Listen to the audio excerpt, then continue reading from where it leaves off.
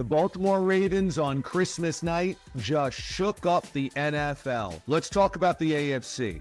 The last 5-6 years have just been dominated by the Kansas City Chiefs. 5 straight AFC championship games, all of them at Arrowhead Stadium, 3 Super Bowl appearances, and 2 Vince Lombardi trophies. But when we saw them early on Christmas Day lose to the Raiders, it was yet another prime example that this year's version of the Chiefs is not the last couple of years' versions of the Chiefs. And while the AFC has gone through Kansas City and gone through Andy Reid and Patrick Mahomes for half a decade, that much ended this year. Because at night, when we watched Lamar Jackson and the Ravens defense completely throttle the best team of the NFL on the road, the first sign was the AFC very clearly goes through Baltimore. Yeah, we're going to get a real tasty Dolphins and Ravens matchup coming up in Week 17. But nobody in the AFC has the quality of victory as what the Ravens did on Christmas night. They are the power brokers in the AFC. The second thing it did was wake up the NFC. It looked like the 49ers were going to cakewalk into the Super Bowl. Brock Purdy, Christian McCaffrey, and an array of stars was head and shoulders above everything else that we saw in the NFC. They pounded the Eagles.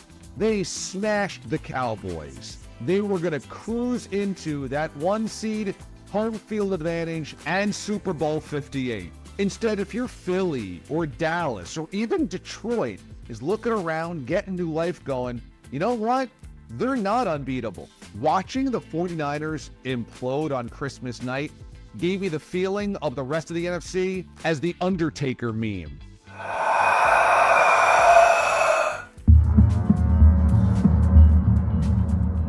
These teams have been revived. Now every one of them can believe on our best day, the 49ers can be beat. The third big thing from Christmas night was that the 49ers have to be looking in the mirror, and Brock Purdy as well, wondering what happened to us. Yeah, a couple of Purdy's interceptions were the result of deflections, and if that bounces one way or the other, perhaps it's just an incomplete pass. But 4 interceptions had never happened before. And once the 49ers got down, it felt like Purdy was really pressing. He lost that composure and that poise. He'd lost that mojo, which had basically been the strength to put him near the top of the MVP consideration. The 49ers got run on. They got passed on. They couldn't move the football effectively except for maybe 1 or 2 drives. And heck, even if you want to just chalk up a bad day at the office for Purdy, the Niners defense got shredded. The Ravens trailed 5-0. 4 straight first-half drives, field goal, touchdown, field goal, field goal.